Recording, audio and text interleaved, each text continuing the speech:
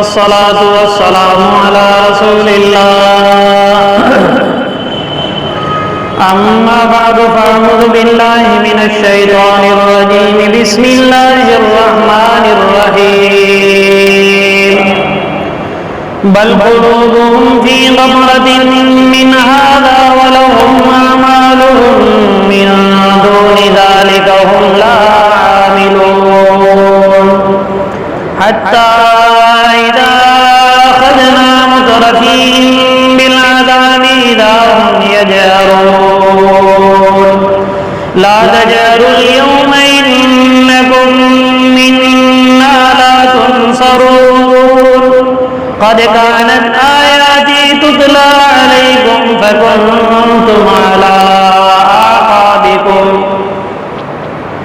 فكنتم على أعقابكم تنكصون مستكبرين به سامرا تهجرون أفلم يدبروا القول أم جاءهم ما لم يأت آباءهم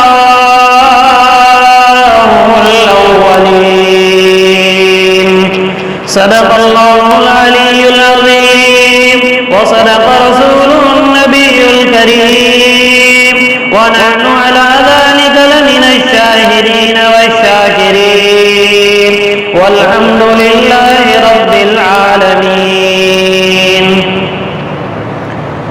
گزشتہ کل یہ بات بتائی گئی تھی کہ جتنے بھی اعمال خیر کرنے والے ہیں اللہ کے یہاں مقبول اس وقت ہوگے جبکہ وہ اعمال خیر کرتے ہوئے بھی اللہ سے ڈرتے ہوگے،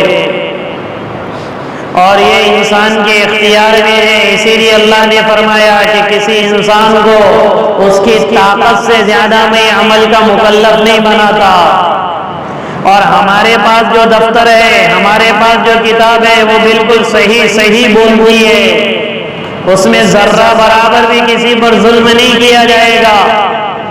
اور بل قلوبهم فی غمرة من هذا ولهم اعمال من دون ذلك هم لها عاملون، اور مشرکین کے قلوب تو ان چیزوں سے غفلت میں پڑے ہوئے، وَلَهُمْ أَعْمَالٌ مِّن دُونِ ذَلِكَ هُمْ لَهَا عَامِلُونَ، شرک اور کفر کے علاوہ بھی عمل ہے جسے وہ کرتے ہیں، یعنی صرف کفر اور شرک ہی نہیں کرتے بلکہ ساتھ ساتھ جتنے بھی بڑے بڑے گناہ ہیں، زنا ہے، جھوٹ ہے، چوری ہے، بغض ہے، عداوت ہے۔ ایک تو یہ تفسیر کی گئی کہ کفر اور شرک کے علاوہ بھی یہ عمل کرتے ہیں، یعنی بڑے بڑے گناہ، اور ایک تفسیر اس آیت کی یہ کی گئی کہ اعمال خیر جو ایمان والے کرتے ہیں ان اعمال خیر کے علاوہ بے ایمان جتنے اعمال کرتے ہیں وہ کرتے ہیں، یعنی ایمان والوں کے اعمال وہ تو خیر کے اعمال ہے، اعمال خیر ہے، بھلائی ہے، دنیا میں بھی نہیں کی، آخرت میں بھی نہیں کی، لیکن اس کے علاوہ بے ایمانوں کے اعمال، چاہے وہ کفر ہو، چاہے وہ شرک ہو، چاہے کسی میں، جب وہ اعمال ہوتے رہیں گے اور کفر اور ایمان والی کی بد ایمانی، دینداروں کی بد دینی اور کفر اور شرک کرنے والوں کے گناہ جب انتہا کو پہنچ جاتے تب کیا کرتے اللہ؟ حتی اذا اخذنا مترفین بالعذاب اذا هم یجأرون، یہاں تک کہ جب ہم پکڑ لیتے ان کے مالداروں کو، ان کے خوش لوگوں کو عذاب میں، تو یکایک وہ چیخنے چلانے لگ جاتے ہیں۔ مفسرین نے لکھا ہے کہ اس آیت کا تعلق دنیا سے بھی ہو سکتا ہے اور آخرت سے بھی ہو سکتا ہے، اس لیے جب بھی اللہ پکڑتے ہیں تو غربت کی وجہ سے نہیں پکڑتے، مالداری میں اترانی کی وجہ سے، جس کو عام فہم زبان میں کہتے ہیں کہ مال آیا تو مستی میں آیا، بیجا خرچ کرنے میں، اسراف میں، تبذیر میں. اگر دین والا ہے، ایمان والا ہے تو پکڑ کا ذریعہ. عبد الرحمن ابن عوف رضی اللہ تعالیٰ عنہ جیسا صحابی، اللہ کے نبی ان کے بارے میں کہہ رہے عبد الرحمن میں تو ڈر ہی گیا کہ تو تاخیر سے آئے، شاید اللہ پکڑ کر دے. عبد الرحمن ابن عوف رضی اللہ عنہ نے فرمایا یا رسول اللہ مال کا حساب دیتے دیتے دیر ہو گئی. تو جب صحابی جن کے بارے میں اللہ کے نبی نے جنتی ہونے کی بشارت قطعیت کے ساتھ دیے، جو 10 صحابہ ابو بکر، عمر، عثمان، علی، طلحہ، زبیر، ابو عبیدہ، سعد، سعید اور اسی میں عبد الرحمن ابن عوف رضی اللہ تعالی عنہ مجمعین، ایک مجلس میں اللہ کے نبی نے ان 10 کو بشارتیں دیے. ان کے بارے میں اللہ کے نبی کہہ رہے عبد الرحمن میں تو ڈر ہی گیا کہ شاید تیری پکڑ اور گرفت ہو جائے. تو یہ تو وہ ہے جن کا سارا مال خیر کی شکلوں میں لگا، سارا مال خیر کی شکلوں میں. جب کا یہ عالم ہے، اس لیے مال نعمت بھی ہے اور زحمت بھی ہے. مال آئے گا تو دین کے تقاضے پورے کرے گا، دنیا کی حاجتیں پوری کرے گا، حج کی استعداد پیدا ہوگی، زکوٰۃ کا حکم پورا کرے گا، انفاق کرے گا، اللہ کے دین میں لگائے گا، تو یہ مال کام کا ذریعہ بنے گا. اور اگر یہی مال اگر مستی میں آنے کا اگر ذریعہ بنے، جس کو قرآن نے کہا مترف عربی میں اس آدمی کو کہتے ہیں جس کو خوشحالی کی ہر چیز مہیا ہو جائے، جس میں بڑا سبب مالداری ہے.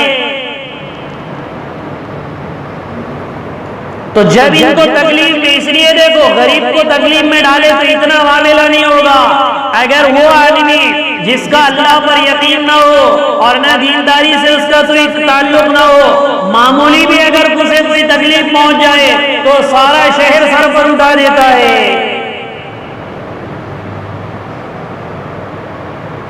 یہ تو دنیا. اور اگر اس آیت کا تعلق اگر آخرت سے ہے تو پھر تو سوال ہی پیدا نہیں ہوتا کہ جب اللہ عذاب میں پکڑیں گے انہیں تو یہ یکایک چلانے لگ جائیں گے. اللہ پاک کہیں گے لا تجروا اليوم، آج چلاؤ نہیں، انکم منا لا تنصرون، یقیناً تمہاری ہم سے چھٹکارا پا کر کوئی مدد بھی نہ کر سکے گا، تمہاری مدد بھی نہ کی جائے گی ہمارے مقابلے میں. اور اگر دنیا میں اگر اللہ پکڑ کر لے تو ساری دنیا، عبداللہ ابن عباس رضی اللہ عنہ کو اللہ کے نبی نے سکھایا کہ اگر ساری دنیا مل کر کسی کو بھلائی پہنچانا چاہے اور اللہ اگر اس کی پکڑ کرنا چاہے تو کوئی بھلائی نہیں دے سکتا. اور اگر اللہ اگر بھلائی دینے پر آئے اور ساری دنیا اگر اس کی برائی چاہے تو وہ برائی اس کو ذرہ برابر اثر انداز نہیں ہوگی. لا تجاروا اليوم، آج چلاؤ نہیں، انکم منا لا تنصرون، یقیناً آج تو تمہاری ہمارے مقابلے میں ذرہ برابر بھی مدد نہیں کی جائے گی ہمارے مقابلے، یعنی اللہ کے. اور جب میدان قیامت اگر ہو اور پھر جہنم ہو تو پھر تو سوال ہی پیدا نہیں ہوتا کہ کوئی آدمی کسی کے کام آ جائے. ہاں الا ان یشاء اللہ، اللہ اگر چاہے الگ بات ہے. اور یہ کیوں ہوگا؟ قد کانت آیاتی تتلی علیکم، تم پر میری آیتیں اور میرے احکام پڑھ پڑھ کر سنائے گئے، تمہیں سمجھائے گئے. لیکن جب بھی تمہارے سامنے میری آیتیں اور میرے احکام اور میری قدرت کی نشانیاں سنائی جاتی ہیں فَكُنْتُمْ عَلَىٰ أَعْقَابِكُمْ تَنْكِصُونَ، تو تم الٹے پیر پھر جاتے. کیوں پھرتے؟ مستکبرین، تکبر کرتے ہوئے. غرور کرتے ہوئے، کیونکہ مال کا ایک مستقل نشہ ہوتا ہے۔ مولانا یونس صاحب رحمۃ اللہ علیہ سناتے تھے نا کہ ایک امام صاحب کے پاس ایک جیب کترا آتا تھا عشاء کے بعد پڑھنے کے لیے، تو امام صاحب نے اس سے یہ پوچھا، کہہ رہے تمہیں کیسے پتا چلتا ہے، آج تک تم نے کبھی خالی جیب کسی کی کاٹی؟ وہ کہنے لگا آج تک کبھی کسی کی نہیں کاٹی۔ تو اس نے پوچھے، وہ امام صاحب نے پوچھا کہ تم جیب جب کترتے ہو تو آپ پہچانتے کیسے ہو کس کے جیب میں پیسہ ہے؟ وہ کہنے لگا نہیں یہ مت پوچھو، یہ میری اٹکل ہے، میں کسی کو بتاؤں گا نہیں۔ تو امام صاحب سے تو ضد پہ اڑ گئے کہ تیرا قرآن ہی میں پورا نہیں کروں گا اگر تو نے نہ بتایا۔ مولانا یونس صاحب رحمۃ اللہ علیہ مزاحیہ انداز میں سناتے تھے، تو کہنے لگا کہ جس کے جیب میں پیسہ ہوتا ہے تو چال سے ہم سمجھ جاتے کہ اس کے جیب میں پیسہ ہے، اور اس کے جیب کاٹنے میں آسانی ہو جاتی ہے، اس لیے ہمارا تیر کبھی خطا نہیں کرتا، جب بھی تیر مارتے نشانے پر لگتا۔ تو تکبر آ ہی جاتا ہے، الا انشاء اللہ، الا ماشاء اللہ۔ تو تکبر کرتے ہوئے، اور قریش مکہ کی ایک عادت بتائی جو عموماً مسلمانوں نے بھی ہے۔ کیا عادت بتائی اللہ نے؟ تکبر تو کرتے ہی ہے، اور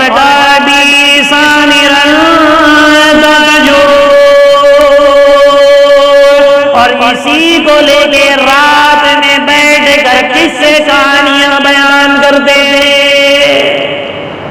جب یہ آیتیں جن میں سنائی جاتی تو رات میں بیٹھ جاتے چوکڑیوں میں، اور قرآن کے خلاف بات کر کے قصے کہانیوں میں مشغول ہوتے۔ اسفندیار کا یہ واقعہ، اور وہ اس نے محمد نے نہ جانے آج کون سا قرآن، اور ایسا اور ویسا، ادھر کا کیا قصہ۔ اب چونکہ پہلے زمانے کے تو قصے کہانیاں پہلوں کی تھی، اب اس کا الٹا ہے۔ سامر کہتے ہیں رات میں بےہودہ گفتگو کرنے والے کو۔ سامر کس کو کہتے ہیں؟ رات، اسی لیے اللہ کے نبی نے فرمایا لا سمرۃ بعد العشاء، عشاء کے بعد کوئی بےہودہ گفتگو نہیں ہے۔ بےہودہ گفتگو سے مطلب یہ ہے کہ جس سے دین کا نقصان ہو ایسی گفتگو کرنا عشاء کے بعد درست نہیں ہے۔ دیکھو مسلمان کیسے چوراہوں کو آباد کرتے، 2 وہاں بیٹھے، 4 یہاں بیٹھے، 10 وہاں بیٹھے، پوری رات ایسی قصہ گوئی۔ پہلے قصہ گوئی تھے پہلے کے واقعات، اب آئندہ کے واقعات جوشی بن کر بیٹھتے، جوشی نہیں وہ ہو دے گا کل، نہیں وہ بول دے گا، نہیں وہ گورنمنٹ ایسا کرنے والی ہے، نہیں وہ سب جوتشی بن کے بعد میں ایک دم جا کر سو جاتے ہیں، پھر صبح میں اٹھتے، پھر اپنا یہ کرتے، پھر رات میں آ کے اور ادھر 2 ادھر 4۔ دیکھو مسلمانوں کا یہ قریش مکہ کی عادت تھی، اسی لیے اللہ کے نبی نے فرمایا لا سمرۃ بعد العشاء، عشاء کے بعد کوئی قصہ کہانیاں نہیں۔ ہاں اگر کوئی کتاب پڑھ رہا ہے، مطالعہ کر رہا ہے، جیسے ہمارے اکابرین اسلاف رات بھر کتابیں پڑھ کر ان کی رات گزر جاتی، کوئی مسائل میں ہے اور کوئی دین کی محنت میں، کوئی دین کی فکریں کر رہا، یہ الگ بات ہے۔ لیکن خامخواہ کی عالمی مجلس جمع ہے، یہ اسلام کا پسندیدہ عمل نہیں ہے، اس سے اسلام کا حسن ختم ہو جاتا ہے۔ بِهِ سَامِرًا تَأْجُرُونَ، بےہودہ باتیں کرتے، بےہودہ قصے کہانیاں قرآن کے مقابلے میں۔ تو آیت قریش مکہ کے سامنے پڑھ کر سنائی جاتی، مارے تکبر سے چھوڑ دیتے، اور جب رات میں چوکٹ لگاتے تو بےہودہ قصے کہانیاں قرآن کے مقابلے میں پیش کرتے۔ اس لیے اللہ ان لوگوں سے سوال کر رہے اَفَلَمْ يَدَّبَّرُوا الْقَوْلَ، کیا انہوں نے قرآن کریم میں غور نہیں کیا؟ أَمْ جَاءَهُم مَّا لَمْ يَأْتِ آبَاءَهُمُ الْأَوَّلِينَ، یا جو چیز ان کے پچھلے باپ داداؤں کے پاس آئی، کیا ان کے پاس وہ چیز نہیں آئی؟ قریش مکہ کے باپ دادا کون ہے؟ اسماعیل علیہ السلام اور ابراہیم علیہ السلام۔ اللہ کہہ رہے ان کے باپ دادا کے پاس جو دین آیا کیا ان تک نہیں پہنچ رہا ہے اللہ کے نبی کے ذریعے؟ جو قرآن کو چھوڑ کے ہمارے نبی کو چھوڑ کے قصہ گوئی میں ملوث ہے، کہانیوں میں، اسٹوریوں میں. اور چونکہ قریش مکہ کی عادت تھی باپ داداؤں پہ فخر کرنا، ہمارے ابا، ہمارے دادا، ہمارے پردادا، یہی فخریہ جملوں میں. اس لیے حج میں بھی قریش مکہ حج وہ ان کے یہاں ناقص رہتا تھا جب تک کہ اپنے باپ دادا کے قصے چھوڑ نہ دے. حج کو ناقص سمجھتے تھے، اس لیے دوسرے بارے میں اس کی تفسیر آئی، اللہ نے وہ بند کر کے اللہ کے ذکر کو لاگو کیا. ورنہ مزدلفہ میں جب رات گزارتے تھے تو سارے دنیا کے لوگ آ کر مزدلفہ میں رات گزارتے تھے، اور مکہ والے الگ سے بیٹھ کے اپنے باپ دادا کے قصے کہانیاں شمار کرتے تھے. نسب بھی یاد رکھتے تھے، وہ صرف اپنے باپ داداؤں کا نسب نہیں، اپنے پاس رہنے والے گھوڑے اور اونٹوں کا بھی نسب ان کو معلوم تھا. ایسا قوت حافظہ. آج پوچھو پردادا کا کیا نام ہے، معلوم نہیں رہتا. قریش مکہ کو اپنے گھوڑوں کی نسل کا پتہ تھی، یہ گھوڑا، پھر اس کے بعد پہلے اس کا گھوڑا کون سا تھا، پھر اس کا وہ گھوڑا کون سا تھا، اونٹ، اونٹنی، ان کے بھی نسل اس کو یاد رہتے تھے. تو وہ زمانے حج میں بھی قصہ گوئی کرتے تھے. اسلام نے اس کو بند کر دیا. ہاں عبادت کرنا ہے، دعوت دینا ہے، اعمال کرنا ہے تو رات میں کرو، کرنے کی اجازت ہے، نہیں کرنا ہے آرام کر لو،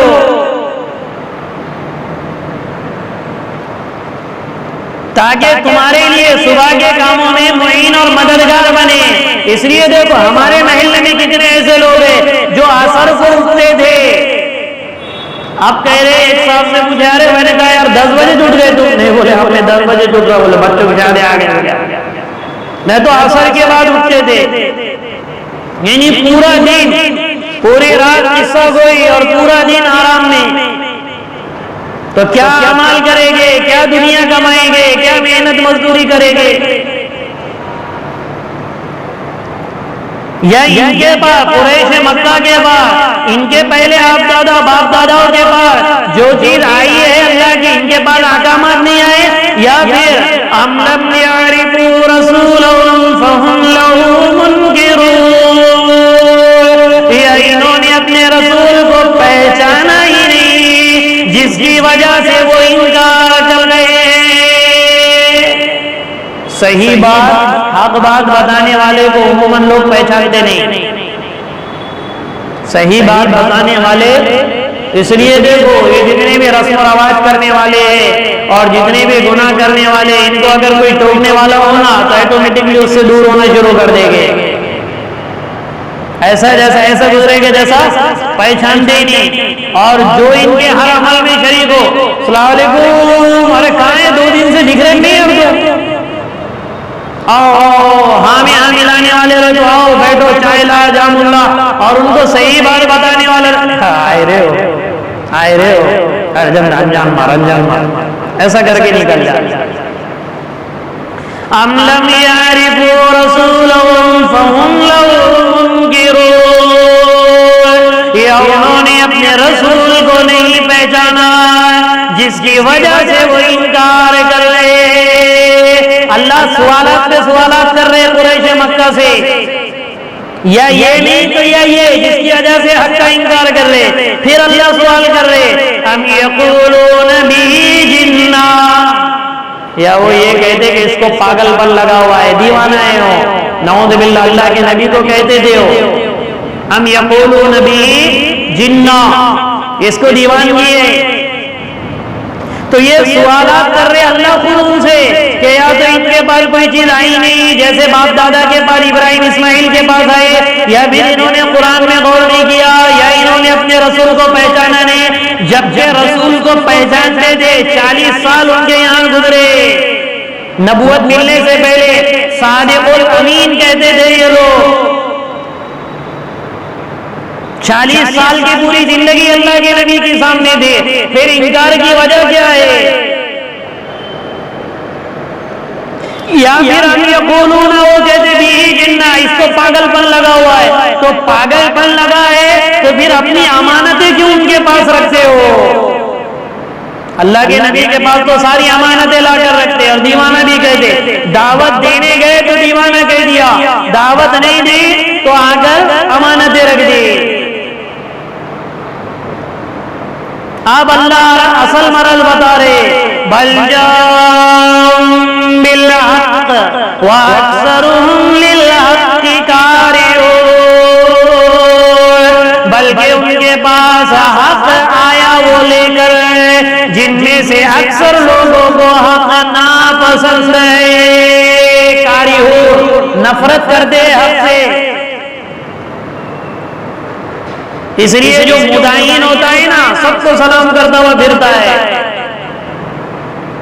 چھلے میں بھی شریک رہیں گا، رسم میں بھی شریک رہیں گا، فوٹو نکالنے میں بھی کرتے ہوئے آگے آگے آئے گا، تو سب میں شریک ہے۔ لیکن جو حق رہے گا عموماً ہر آدمی اس سے متفق ہو ایسا ضروری نہیں ہے۔ وَأَكْثَرُهُمْ لِلْحَقِّ كَارِهُونَ، ان میں سے اکثر حق کو ناپسند یعنی نفرت کر دے۔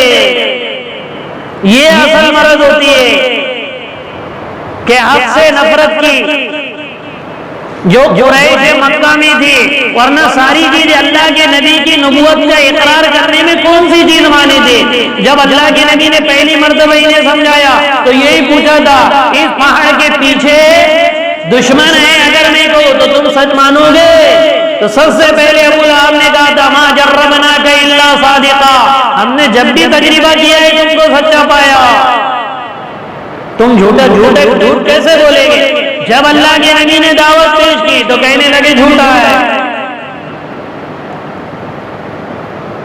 اخنس ابن شریح ایک دن ابو جہل کو ملا، چکنی چپڑی باتیں کرتا تھا اخنس ابن شریح، تو ملا اور مل کر کہنے لگا چل تو اور نہیں ہے، ابو جہل کو کہنے لگا تو کیا بات ہے، کیا محمد صحیح بات بتاتا ہے؟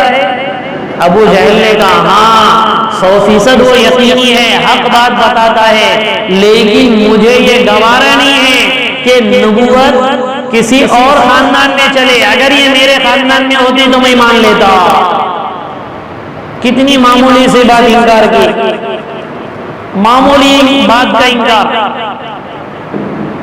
اخنس ابن شریح کہنے لگا ہاں مجھے بھی پتا کہ وہ صحیح بولتا، حق بولتا ہے، اس کا جو قرآن کی آیتیں سنا رہے بالکل حق ہے، لیکن میں بھی اسی وجہ سے انکار کر دیتا ہوں۔ تو قریش مکہ کو بھی اقرار تھا، لیکن نفرت کیوں دے؟ یعنی چیزوں اور نقشوں کے عہدہ اور سرداری کے ختم ہو جانے کی وجہ سے۔ تو بل جاءہم بالحق، وہ ان کے بعد یعنی ہمارا نبی ان کے بعد حق لے کر آیا، واکثرہم للحق کارہون، ان میں سے اکثر لوگ حق سے نفرت کر دے۔ اس سے سمجھ میں آیا کہ کم تر لوگ ہر زمانے میں حق کو قبول کرنے والے رہیں گے، حق کو اکثر لوگ کبھی قبول نہیں کریں گے، ہر زمانے میں حق کو قبول کرنے والے کم ہی رہیں گے۔ وَأَكْثَرُهُمْ لِلْحَقِّ كَارِهُونَ وَلَوِ اتَّبَعَ الْحَقُّ أَهْوَاءَهُمْ لَفَسَدَتِ السَّمَاوَاتُ وَالْأَرْضُ وَمَنْ فِيهِنَّ، اگر حق ان کی خواہشات کے مطابق اگر پیروی کر دی جائے تو یہ آسمان اور زمین اور ان کے درمیان کی ساری چیزیں اللہ تتر بتر کر دے گی، اگر کوئی حق بولنے والا بھی اگر نہیں ہوگا تو۔ لَفَسَدَتِ السَّمَاءُ، ساتوں آسمان کو توڑ دے گے اللہ، زمین کو ختم کر دے گے، وَمَنْ فِيهِنَّ، ان کے درمیان کی چیزوں کو بھی ملیہ میٹ کر دے گے، اگر حق بھی ان کے خواہشات کے مطابق ہو جائے۔ بَلْ أَتَيْنَاهُمْ بِذِكْرِهِمْ فَهُمْ عَنْ ذِكْرِهِمْ مُعْرِضُونَ۔ سنیچر کے دن تفسیر ہوگی۔ بسم اللہ الرحمن الرحیم، اللہم لک الحمد کلہ ولک الشکر کلہ ولک الثناء کلہ ولک الخلق کلہ وإلیک یرجع الامر کلہ بیدک الخیر کلہ انک علی کل شیء قدیر۔ اللہم صل علی سیدنا محمد وبارک وسلم۔ اللہم اہدنا واہد بنا واہد الناس جميعا۔ اللہم الہمنا مراشد امورنا أنفسنا ومن سيئات أعمالنا اللهم إنا نعوذ بك من الفتن ما ظهر منها وما بطن وصلى الله تعالى على خير خلقه محمد وعلى آله وأصحابه أجمعين برحمتك يا أرحم الراحمين.